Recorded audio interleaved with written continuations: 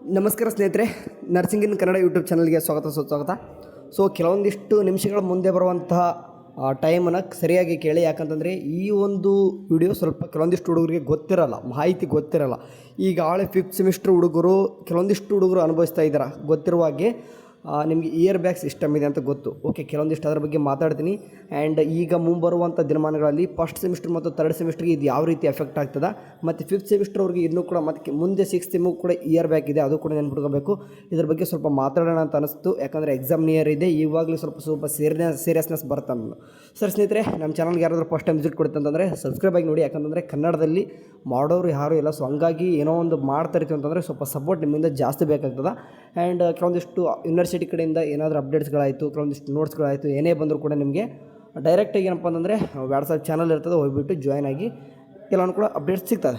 ಸರಿ, ಈ ಡೈರೆಕ್ಟ್ ವಿಷಯಕ್ಕೆ ಬರ್ತೀನಿ. ನನಗೆ ನಮ್ಮೊಂದು RJSಗೆ ಸಂಬಂಧಪಟ್ಟಾಗಿ ಈ ವರ್ಷ ಯಾಕೆ ಎಲ್ಲ ಒಂದು ಸೆಮಿಸ್ಟರ್ ಬ್ಯಾಚ್ಗೆ ಯಾರಿಗೆಲ್ಲಪ್ಪ ಅಂತಂದರೆ ಸೆಮ್ ಬ್ಯಾಚ್ ಅವ್ರಿಗೆ ಏನು ಮಾಡಿದ್ದಾರೆ ಅಂತಂದರೆ ಇಯರ್ ಬ್ಯಾಕ್ ಅಂತ ಮಾಡಿದ್ದಾರೆ. ಇದು ಆ್ಯನ್ಯುವಲ್ ಅವ್ರಿಗೂ ಕೂಡ ಇದೆ, ಬಟ್ ಸೆಮ್ ಅವ್ರಿಗೂ ಕೂಡ ಡಿಫ್ರೆಂಟ್ ಇದೆ. ಅಂದರೆ 2 ಗೇಟ್ಗಳು ಸಿಗ್ತವೆ. ಮೀನ್ಸ್ ಇಲ್ಲಿ ತೋರಿಸ್ತೀನಿ, ಒಂದು 4th ಸೆಮ್ಮಲ್ಲಿ ಬಂದರೆ ಇನ್ನೊಂದು 6th ಸೆಮ್ಮಲ್ಲಿ ಬರ್ತದೆ. ಇದು 2 ಗೇಟ್ ಇದೆ. Okay, 2 gate. ಈಗ ಮೊದಲು ಫಸ್ಟ್ ಆ್ಯಂಡ್ 3rd ಸೆಮಿಸ್ಟರ್ಗೆ ಸ್ವಲ್ಪ ಮಾತಾಡ್ತೀನಿ, ನೀವು ಬೇಕಾದರೆ ಸ್ಕಿಪ್ ಹಂಗಿತ್ತಂದರೆ ಆಗ್ಬೋದು ಹೇಳಿದ ಮೇಲೆ. ಆ್ಯಂಡ್ ಕೊನೆಯದಾಗ ಒಂದೇನೋ ಒಂದು ಹೇಳೋದಿದೆ, ಇರಿ ಕಂಪ್ಲೀಟಾಗಿ ಇರಿ.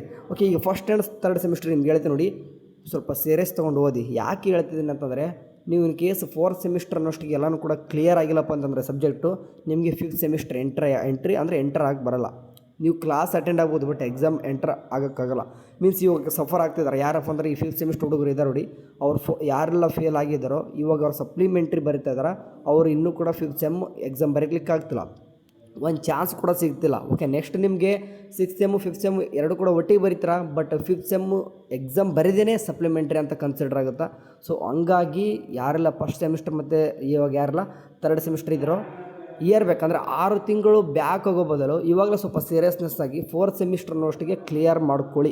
ಯಾರೆಲ್ಲ ಫಸ್ಟ್ ಮತ್ತು 3rd ಸೆಮಿಸ್ಟರ್ ಇದ್ದರೂ ನಿಮಗೆ ಪದೇ ಹೇಳ್ತೀನಿ.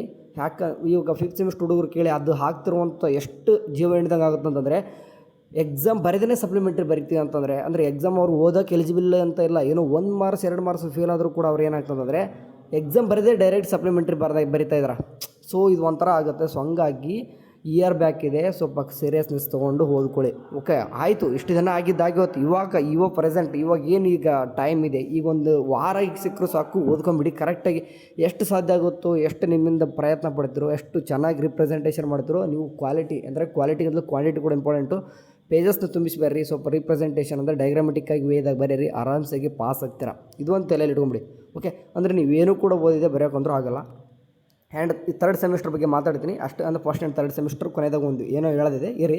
ಈ 5th ಸೆಮಿಸ್ಟ್ರು, ಈಗ 5th ಸೆಮಿಸ್ಟರ್ ಯಾರೆಲ್ಲ ಬರಿತಾ ಇದ್ದಾರೋ, ಆ್ಯಂಡ್ ಆ್ಯಸ್ ಯೂಸ್ವಲ್ ನಿಮ್ಮ ಫ್ರೆಂಡ್ಸು ಕೂಡ 4th ಸೆಮ್ ಸಪ್ಲಿ ಬರೀತಾರೆ. ಓಕೆ, ಅವ್ರು 5th ಬರೋಕ್ಕೆ ಬರಲ್ಲ, ಯಾಕಂದರೆ 4th ಸೆಮ್ ಫೇಲ್ ಆಗಿರೋ ಕಾರಣ. ಇವಾಗ ನೆಕ್ಸ್ಟ್ ಇಯರ್ ಬ್ಯಾಕ್ ಬಗ್ಗೆ ಸ್ವಲ್ಪ ಮಾತಾಡ್ತೀನಿ ಅಂತ ಹೇಳ್ದಲ್ಲ.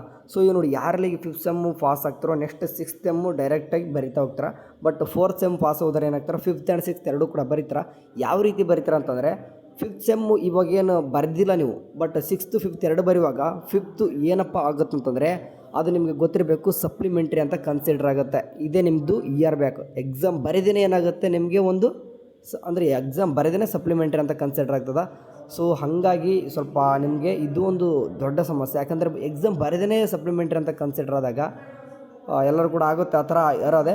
ಬಟ್ ಸದ್ಯಕ್ಕೆ ಇರುವಂಥದ್ದು ಫ್ಯಾಕ್ಟು, ಏನೂ ಮಾಡೋಕ್ಕಾಗಲ್ಲ. ಸೊ ಹಂಗಾಗಿ ಇವಾಗಾದರೂ ಓಕೆ, ಯಾರೆಲ್ಲ ಈಗ 4th ಸೆಮ್ ಕ್ಲಿಯರ್ ಮಾಡ್ಕೊತಿದ್ದಾರೆ ಬರಿತಿದ್ದಾರೆ, ಕ್ಲಿಯರ್ ಮಾಡ್ಕೊಂಬಿಡಿ. ಮತ್ತು ಇದನ್ನು ಕೂಡ ಮತ್ತೆ ಉಳಿಸ್ಕೊಂಡ್ರೆ ನಿಮ್ಗೆ ಮುಂದೆ ಭಾಳ ವಜ್ಜೆ ಆಗ್ತದೆ. ಆ್ಯಂಡ್ ಈಗ 5th ಸೆಮ್ ಕ್ಲಿಯರ್ ಮಾಡ್ಕೋರಿ, ಇವಾಗಲೇ ಕ್ಲಿಯರ್ ಮಾಡ್ಕೋರಿ. ಯಾಕಂದರೆ ನೆಕ್ಸ್ಟ್ 6th ಕ್ಲಿಯರ್ ಮಾಡ್ಕೊಳ್ಳೇಬೇಕು.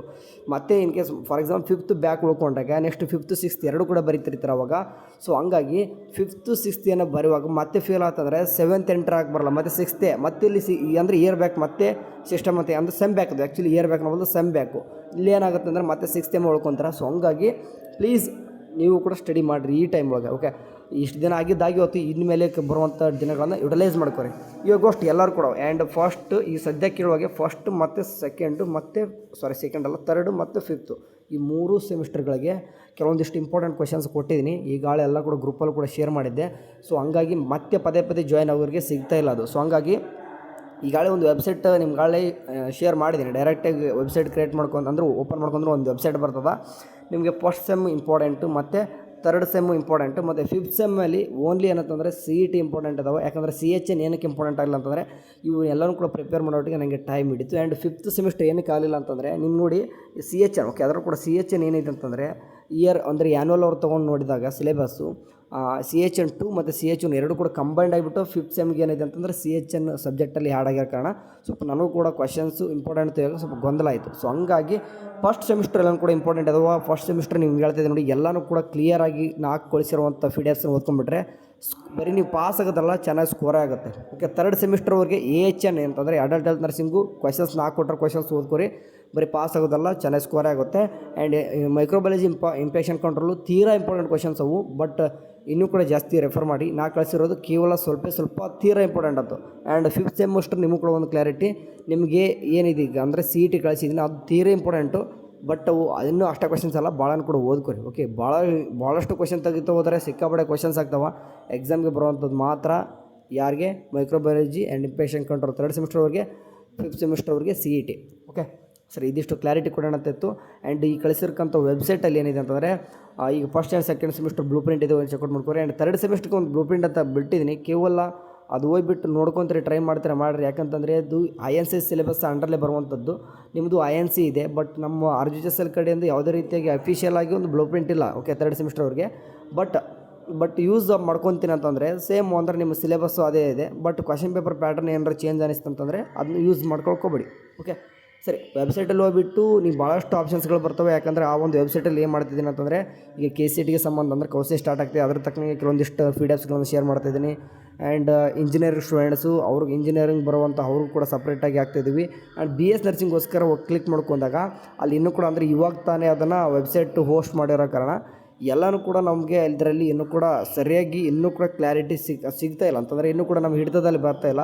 ಈಗ ಸದ್ಯಕ್ಕೆ ಎಷ್ಟು ಯೂಸ್ ಆಗುತ್ತೆ ಅಷ್ಟು ಮಾಡ್ಕೊರಿ. ಅಂತಂದರೆ ಅದು ನಾನು ಟ್ರೈ ಮಾಡ್ತಾಯಿದ್ದೀನಿ ಫ್ರೀ ಹೋಸ್ಟ್ ಮಾಡೋಣ ಅಂತಂದು, ಬಟ್ ಆಗ್ತಾಯಿಲ್ಲ ಅದು. ಸೊ ಇವು ಸದ್ಯಕ್ಕೆ ಯೂಸ್ ಮಾಡ್ಕೊರಿ. ಮುಂದೆ ಬರುವಂಥ ದಿನಮಾನಗಳಲ್ಲಿ ನಿಮಗೆ ಕೆಲವೊಂದಿಷ್ಟು ಪಿ ಡಿ ಎಫ್ ಎಲ್ಲನೂ ಕೂಡ ಫ್ರೀನಾಗಿ ಕಳ್ಸೋಕ್ಕೆ ಟ್ರೈ ಮಾಡ್ತೀನಿ. ಭಾಳ ಏನಾದರೂ ಅನಿಸ್ತಪ್ಪ ಅಂದರೆ ಮಿನಿಮಮ್ ಓಕೆ ಭಾಳ ಇಡಲ್ಲ, ನಾನು 10 ರೂಪಾಯಿ ಮೇಲ್ಗಡೆ ಅಂತೂ ಜಾಸ್ತಿ ಅವನು ಕೂಡ ಪಿ ಡಿ ಎಫ್ಸ್ ಇಡೋಕ್ಕೆ ಹೋಗಲ್ಲ. ಓಕೆ, 5 ರೂಪಾಯಿ 10 ರೂಪಾಯಿ ನಿಮ್ಗೆ ದೊಡ್ಡ ಅಮೌಂಟನ್ನು ಅಲ್ಲ ಅದು. ಯಾಕಂದರೆ ಎಲ್ಲನೂ ಕೂಡ ಫ್ರೀ ಇಟ್ಕೊತ ಕೂತಂದ್ರೆ ಏನಾಗ್ತಿದ್ರು ಅಂತಂದರೆ ಅದನ್ನು ಹುಡುಗರು ಓದೋಕ್ಕೆ ಬೇಜಾರು ಮಾಡ್ಕೊತಿದ್ದಾರೆ. ಸೊ ಅಮೌಂಟ್ ಇಟ್ಟಂದ್ರೆ ನಿಮಗೂ ಕೂಡ ಅದಕ್ಕೆ ತೊಗೊಂಡಿದ್ದಕ್ಕಾದ್ರೂ ಇರುತ್ತೆ. 5 ರೂಪಾಯಿ 10 ರೂಪಾಯಿ ಆದರೂ ನಿಮ್ಮ ದೊಡ್ಡ ಅಮೌಂಟ್ ಅಲ್ಲ. ಓಕೆ, ಎಲ್ಲೋ ತಿಂತೀರ, ಎಲ್ಲ ಹಾಳು ಮಾಡ್ತೀರ. ಅದೊಂದು ಪಿ ಡಿ ಎಫು ಕ್ವಾಲಿಟಿ ಇರುವಂಥದ್ದು. ಆ್ಯಂಡ್ ಸುಮ್ಮನೆ ಮಾಡಿರಲ್ಲ, ಒಂದು 4 ರಿಂದ 5 ಅವರ್ ಕೂತು ತೆಗೆದಿರ್ತೀವಿ, ಒಂದು ಸ್ವಲ್ಪ ನಾವು ಕೂಡ ಅದು ಮಾಡ್ಕೊಂಡಿರ್ತೀವಿ ಅಂತಂದರೆ ಯೂಸ್ ಮಾಡ್ಕೊರಿ. ಎನಿವೆ ಎಕ್ಸಾಮ್ ಯಾವ ರೀತಿ ಪ್ರಿಪೇರ್ ಆಗ್ತಿದಾರೆ, ಚೆನ್ನಾಗಿ ಓದ್ತಿದ್ದಾರೆ ಅಂದ್ಕೊಂಡಿರ್ತೀನಿ. ಇಷ್ಟೇ ಏನೇ ಆಗಲಿ ಎಕ್ಸಾಮಿಗೆ ಚೆನ್ನಾಗಿ ಓದ್ಕೊರಿ. All the best, bye.